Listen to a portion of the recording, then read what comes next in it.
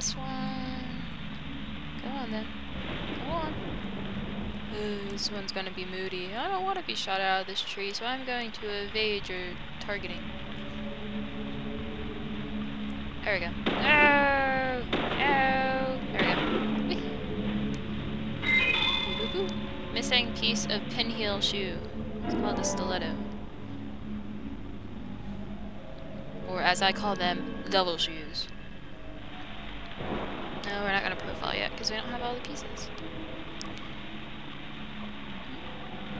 Observe. Zach, look! The depression on the grass. I think we have a clue. You got 2 bent pieces of grass. I'm pretty sure it's more than 2 pieces, but you're the FBI agent, so obviously you know what you're doing. I think what he means is like 2 depressions in the grass, side by side. Picture of a vest with holes. Huh.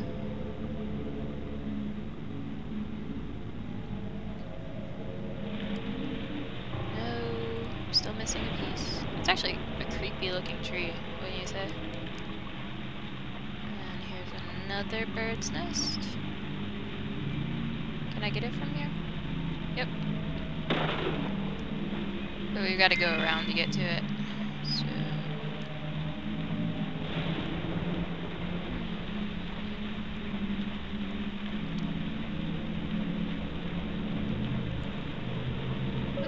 what? Focus on the investigation. Let's go somewhere else, Zach. I thought it was a path that was still within the confines of this area, but obviously I was wrong. Or you can sleep there if you want. I guess if New York's really fatigued. We went there already. Steel pipe. Steel pipe.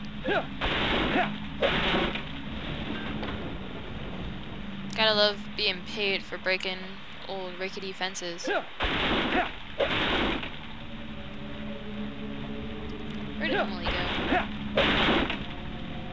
Emily, York wants to flirt with you somewhere. He fancies you. Chip with rusted metal dust. You got all the pieces. Woohoo!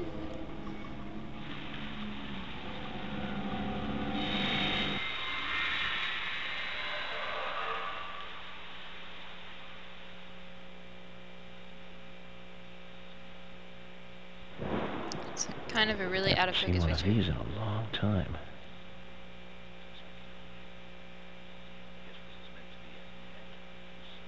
Yeah. These holes on the ground were made by high stiletto heels all around here. And this depression here, Agent Morgan, I see what happened here. Hung her from the tree. Put on her shoes. What? She's really enjoying it. Sicko. Dude. Broke down. And disgusting. Ew! York's a perv. Not York. George. George, you certainly have a vivid imagination. Oh! An interesting theory. Don't you think, Zach? I think it's kind of nasty. What was his name again? That Hollywood producer. Here we go again. That's right. Joel. We really ought to introduce George to him, Zach. You know him? Profiling is a little different from writing a screenplay, though. An idea being interesting doesn't make it fact. Let me enlighten you, George. The footprints reveal that one of the heels were missing from the shoes. And they're different from Anna's shoes that we saw at the office.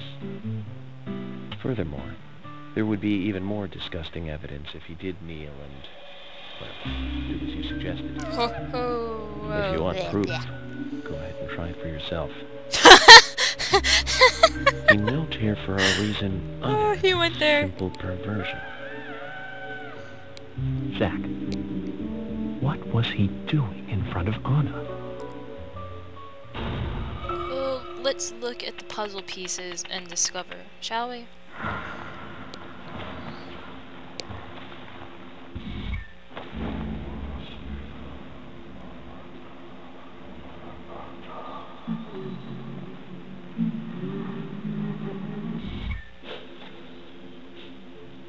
Anna. Ow! Crap! Is... Why did it come to this?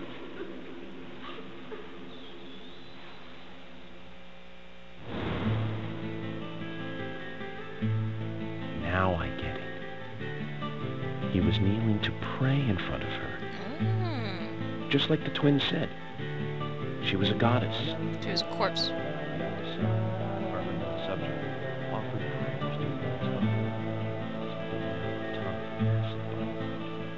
Once dead Anna was transformed from an object of despite into one of worship. So who is Miss Stiletto Heels? The steps are close coming up to the body, and then farther apart going away. There was a reason to hurry away then. That settles it then, George. Miss Stiletto Heels is a third party here. She's not the murderer. No one runs away from an object of worship. She could be another victim who was with Anna. Or perhaps an accomplice who fled for some reason. She is also one who took whatever it was Anna was holding on to in her hand. But why? Why did she leave her here? She was hanging in a tree. And she was wearing stiletto heels. Only Miss Stiletto Heels knows the reason for that. It's kind of hard to take someone down.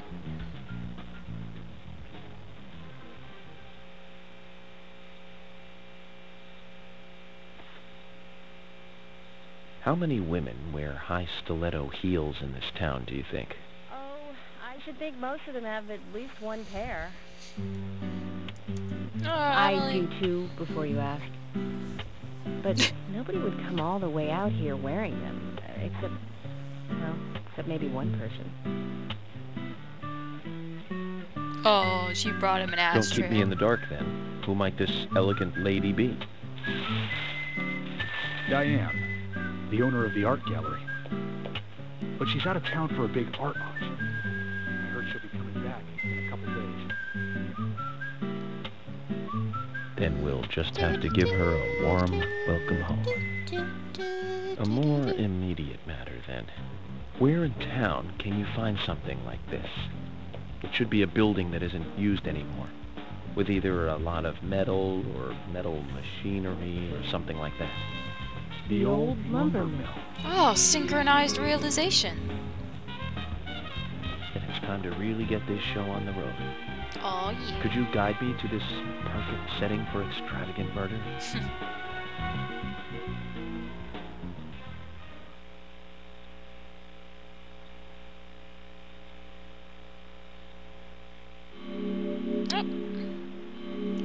That's chapter done. Another cutscene-orific chapter with a bit of detour for you.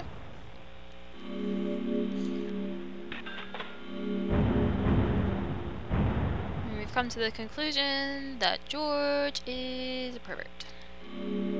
So is Gina. Blech. Gina. Blech. Alrighty. Now that that's done and over with, I think it is about fair time that I bid you adieu. So until next time, I will see you around. Ta-ta!